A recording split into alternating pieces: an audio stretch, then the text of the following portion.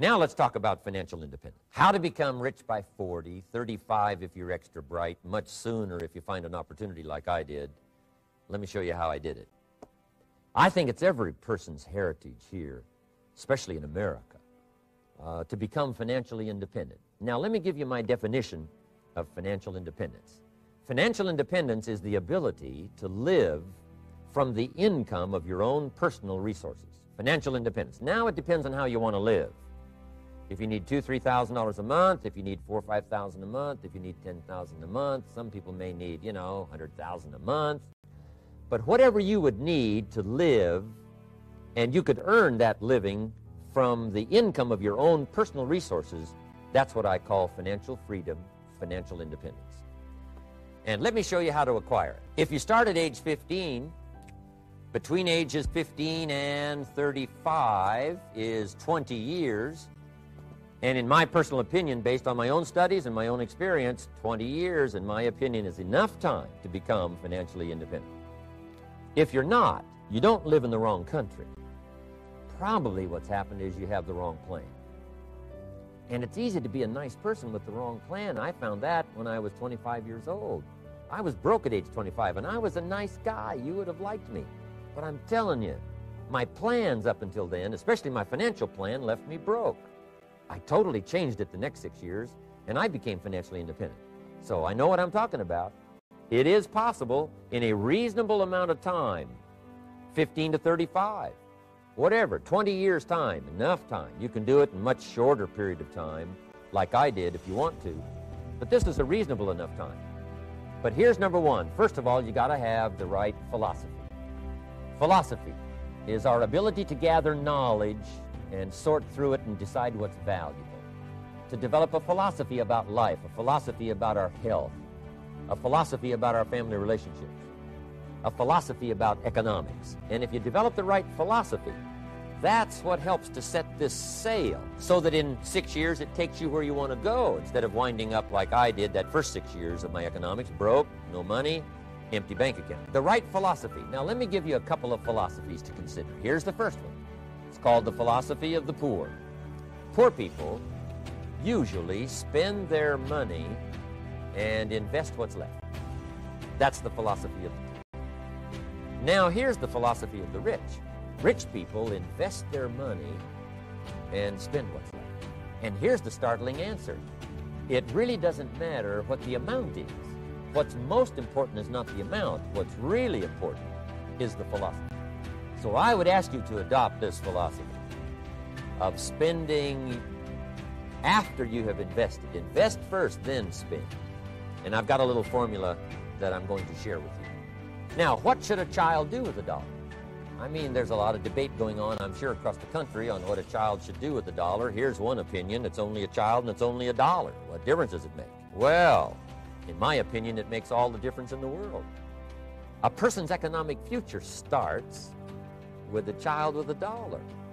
Somebody says, oh, no, you're only young once. Let him spend it all. Well, when would you hope that would stop? Somebody says, well, wait till he's 50 and broke like me and then he'll learn. Well, no, we don't want to wait that long. If I would have known earlier than age 25, I would have changed. In high school, if they would have had classes called Wealth 1, Wealth 2, I'd have taken both classes. I would not have waited until age 25. So, the earlier the better. So, what should a child do with a dollar? Here's the simple premise to begin with. Don't spend it all. And if a child wants to spend the whole dollar, you got to say, hey, don't spend it all. Don't spend it all. They'll say, why not? It's my dollar. I earned it. You say, I know you earned it, but don't spend it all. They'll still say, why not? Say, let me show you why not. So you put them in your car, take them to the other side of town, and show them where people live that spend the whole dollar. Just drive them around. Kids learn best by visual. Just drive around and say, would you like to live here? Kid says, no. Would you like to live like these people live? Kid says, no. Then you can't spend the whole dollar. So, kids will get the message. So, take them to the other side of town, show them around, unless you already live there, and then just show them around. Anyway, don't spend the whole dollar. Now, let me give you my best view of what to do with a dollar. And I promise you, if you started at age 15, now if you're over 15, right, You've still got plenty of time. You still got 20 years. You know, if you're 30, you still got 20 years. I mean, you know, you still got plenty of time to start what I'm about to share with you. What to do with $1. Here's my first bit of advice. Never spend more than 70 cents. Never spend more than 70 cents. Now, you got to pick some number, and the number you pick is going to be determined by your philosophy. It's going to be determined by what you've been taught or your experience teaching yourself. When I first met my teacher, Mr. Schoaf, I was at about 110% of each dollar. You know, I'm down at Budget Finance, hawking my furniture and my car one more time. And then I learned a whole better formula for financial independence. Number one, don't spend more than 70 cents. Now, kids say to me, well, okay, what do I do with the other 30 cents? And here's what I teach them. 10 cents for charity or church, or helping people that can't help themselves. 10 cents to support worthy projects that you feel good about. 10 cents out of every dollar. It's called being generous with part of what you've taken out of society. Now, in my opinion, nothing teaches us character better than generosity. No class, no teacher, no book teaches character better than generosity. And the best time to start is when the amounts are small. And I know if kids learn these lessons well, they'll give a dime out of $1, help people that can't help themselves, support worthy projects. Or if you belong to a church, they teach tithe, piece of. That's very important. Now, because when the amounts get larger, sometimes it's a little more difficult. You know, giving 100,000 out of $1 million, someone says, oh, if I had $1 million, I'd give 100,000. I'm not sure. That's a lot of money. So the time to start is when the amounts are small. 10 cents out of $1. Okay, next 10 cents I call active capital. Active capital means do something to make a profit. Active capital. Set aside a portion of your income. Wages are okay, but I'm telling you, wages will make you a living. Profits will make you a fortune. So set aside part of your income as capital, called active capital. Any kind of project you can possibly think of, you can possibly come up with. So, 10 cents out of your living, out of the money you earn, set aside for capital. Capital to try your best to show a profit. I mean, you know, it doesn't take long to figure out some enterprise that'll start making a profit. Then you must jot this down if you're taking notes. Profits are better than wages. One, you can't usually start wages until you're about 16, 15, 16.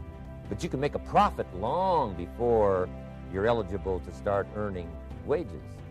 And then there's no limit to profits. And they can double and triple and quadruple. You know, there's no limit. It's incredible how fast profits can grow.